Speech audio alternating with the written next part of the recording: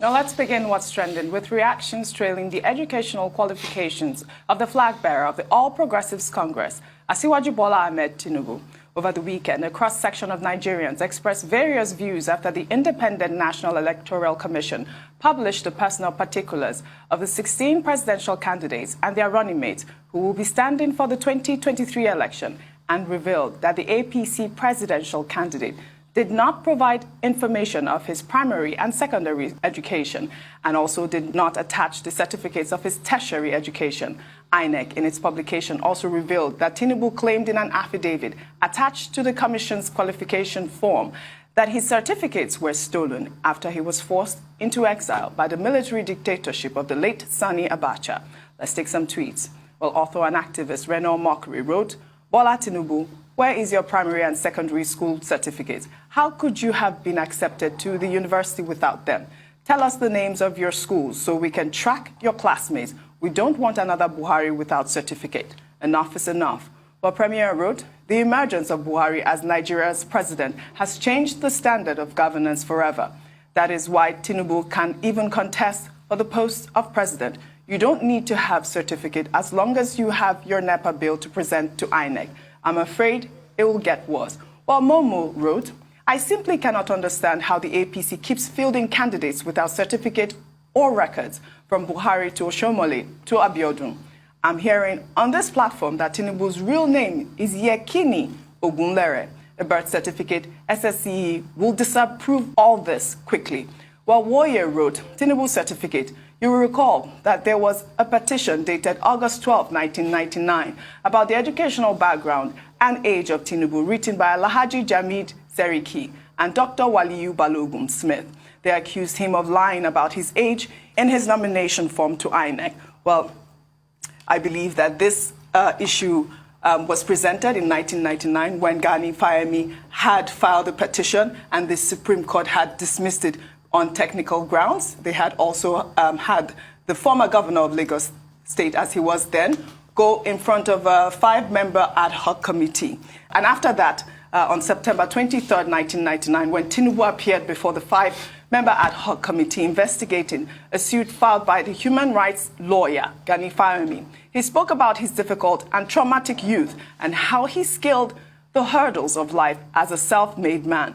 Tinubu said that after his primary education, he was admitted into secondary school, but could not further his education due to poverty. He then had to engage in menial jobs before proceeding to the United States in search of greener pastures. While in America, Tinubu said he undertook various odd jobs and tried to improve himself academically. He then enrolled at Richard Daley College in Chicago, which offered basic remedial and academic classes preparatory to entering Chicago State University. He presented a photocopy of his certificate issued by Richard Daley College. Tinubu further stated that throughout the time he studied in Chicago, he also had to fend for himself, paid his way through school by working extra hours as a tutor in the same university. He also said that 27 credit hours were transferred from Richard Daley College to Chicago State University, where he obtained a Bachelor of Science in Business and Administration. His major was in accounting. Dr. Abati, over to you. Well, this matter, I say we've been on it since 1999. It went all the way to the Supreme Court, but the Supreme Court threw it out, on the grounds that it's the House of Assembly that should take a look at it. So the matter went to the Lagos State House of Assembly. His counsel then was Femi Falana, SAN. But the Supreme Court said he had immunity because already when the matter came up, it was covered under Section 308 of the Constitution. So the National Assembly had the powers to do whatever they needed to do, but that matter was settled. A few years later, someone else went to court to still bring it up, the same issue, certificate forgery and perjury. The court again threw it out, that the matter was out of time. So, Asiwaju Bola Ahmed Tinubu now wants to be president. The qualifications for being president are spelled out under Section 131 of the Constitution of Nigeria, further interpreted in Section 318. To be president of Nigeria or governor or anything, you don't need more than school cert or its equivalent. What he has done this time is to tell INEC that, look, his documents were stolen when he was on exile between 1988 and 1994 or so. And by the time he returned, those documents had been taken away. So what he has done this time, he did not fill the form the same way he filled it when he was running for Senate. He did not fill it the same way he filled it when he wanted to be governor, because he said it was Tokunbo Afikuyomi who filled the form for him then. This time around, he just stated that he has a degree, which is even bigger than a school certificate.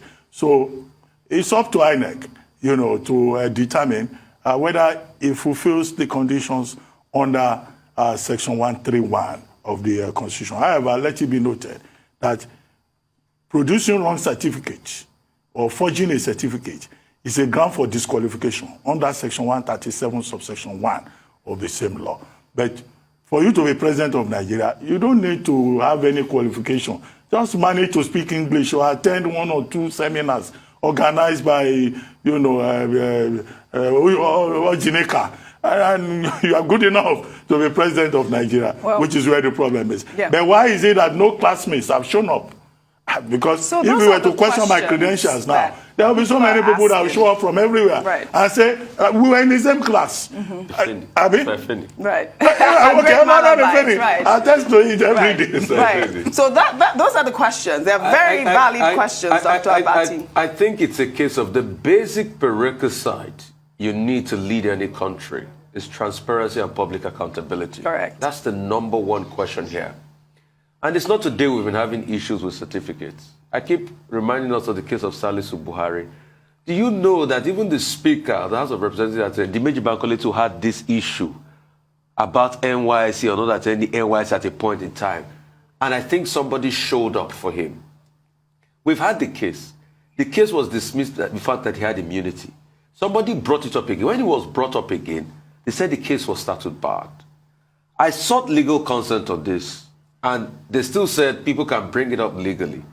But my question is, if he filled the form in 1999 and he said he went to a primary school and he went to GCI, there should be people from GCI that we can verify.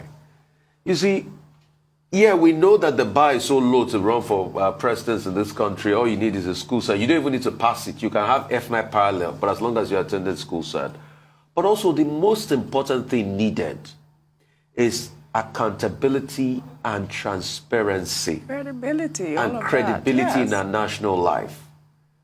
Like they say, honesty is everything. And for the position of the president. So, concerning this, if he said all his documents were burnt up, he couldn't go through, we understand that people could go through hard circumstances growing up. All we want is the same way he filled it up in the first time, he can come out and say, okay, these are the things. And if he said he attended school at any point in time, now that he's saying he didn't, there should be verification from the school he went to across board. We just want transparency so that we can get done with this process. His team has said otherwise. Bayo Onanuga said it's the PDP that is pushing this and all of that. But I can tell you this for free. This case will always come up. It will. If we don't prove it beyond reasonable doubt. And the prerequisite to run any nation is accountability and credibility. Until it's all clarified, it will continue to come up. Yes. Oh, thank you all. I wish we had more time on what's trending today. I know the school that you attended. Do you know the school? Should I say it on television? No, there's no need. Thank you very much. Well, that's all I have for you on what's trending today. I'll see you tomorrow.